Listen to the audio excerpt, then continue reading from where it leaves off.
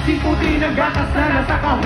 Kahit na walang okasyon sa mesa ay may nito. Sarap sigurong manirahan sa bahay na ganyan. Sabi pa nila, dito mo rin matatagpuan. Tao na nagmamayari ng isang upuan. Kung may pagkakataon, hindi nag-aagawan. Kaya naman, hindi na pinakakawan. Kung makikita ko naman siya, sabay-sabay!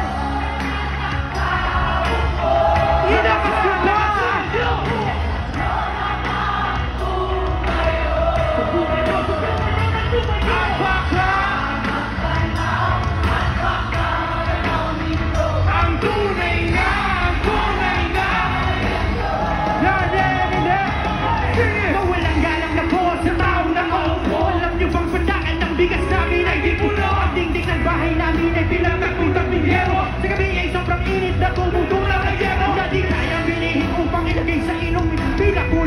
Sa lumang nanguring-uling-uling gamit ang panggatong na inanod lamang sa estero na nagsisilbi kusina tawa kay aming banyo ang aking inay na may kayaman ang isang kaldero na nagkagamit lang pag ang aking ama ay sumelo pero kulang na kulang pa rin kulang na tuyot ang sin ang 50 pesos sa maghapon magkakasahin siguro lang ko talaga maraming harap o mataas lang ang bangko nagbubulag-bulagan lamang ko kayo dahil sa dami ng pera walang tupo na baka magpapahirap lang ang kayo kaya What